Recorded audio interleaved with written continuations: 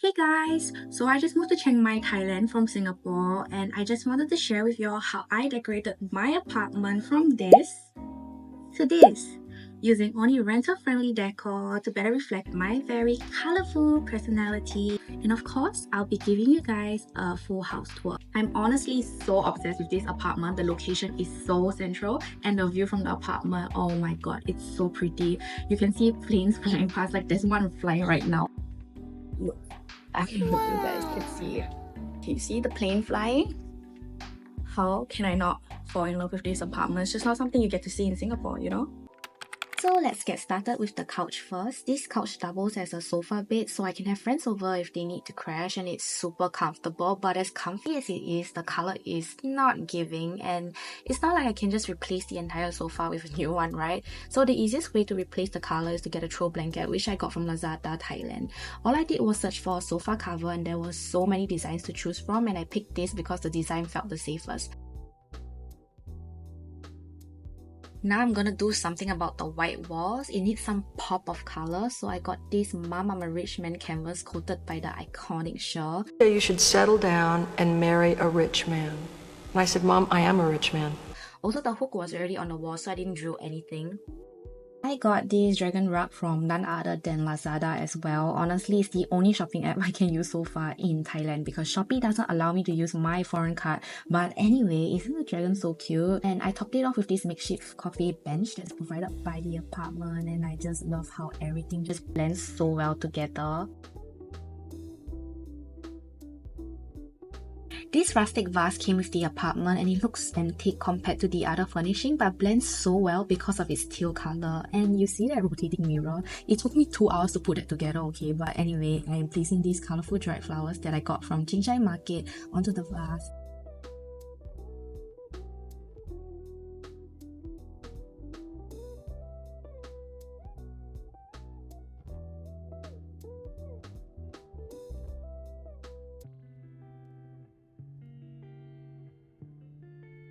I've said it a billion times, the bed and window combo is my favorite part of this studio. I've never seen an acrylic bed head before. It gives the bed such a dreamy, floaty vibe.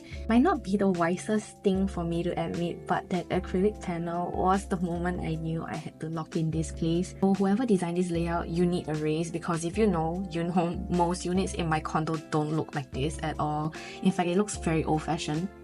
Guys, look, my pillow is so fat that the seams broke. I got my new bed sheets from Lazada. It's so light and smooth. I don't feel warm sleeping in this climate, and especially since my bed is right by the window, so the material is perfect for me. It feels very cooling. The view isn't city-like like Bangkok or Singapore, but you can see mountains and plains while lying in bed, and honestly, that's more than enough for me. Please appreciate the amount of time I went sourcing for a green fan to complement my purple sheets. You see, this is why color theory is so important now. Also, I got this second-hand off Facebook Market. And of course, we have to turn on the air purifier because the air quality is kind of bad at this time of the year. As cliche as it sounds, I collect magnets from every country I visit. It's always been a dream of mine to have my own place and finally put them on display. I also brought along photos of my friends and the people I've met here in Chiang Mai. This setup feels like the perfect way to display them without ruining the white walls with blue tack. The fridge is definitely one of my favorite, dare I say, art pieces in the house because I'm a super sentimental person, and all these little trinkets I've collected hold so many memories. So being able to display them in a house I call home now just feels like I've made it, you know? Please don't expect much from my work desk. I'm using my Pantone chart as my external monitor stand because I want to keep the things I own here, right? Because I'm a little bit unsure about my future here. Like, I don't even know if I want to stay here for at least 2 years or something. So anyway, I got my work chair from Lazada as well, and my trusty I'm never drinking again flannel from Decor to give my chair a little bit more personality.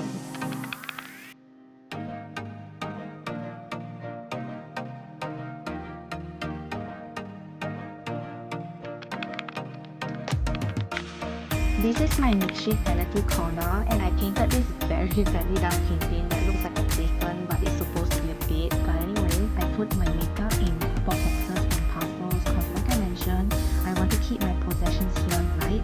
So instead of buying storage boxes, these cookie tins and cardboard boxes will do for now. And take a a lot of you will be thinking, why didn't I thrift or buy more second-hand furniture? Because it's more expensive to buy second-hand stuff, and also there's not much options in Chiang Mai. This is my wardrobe on moving day. As you can see, I didn't bring much from Singapore because I knew I'd be thrifting a lot in Chiang Mai.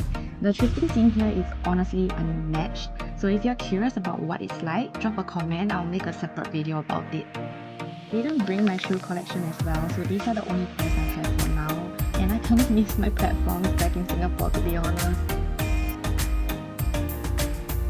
I love the interior design of my bathroom. It just looks like a hotel. It's super spacious. There's a rain shower and this gigantic mirror with very good lighting. Perfect for my mirror selfies.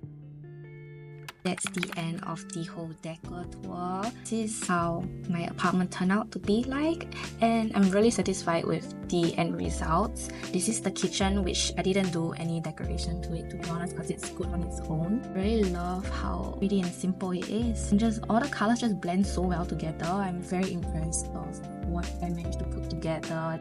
Anyway, let me know what you think about my apartment, and I'll see you in my next video.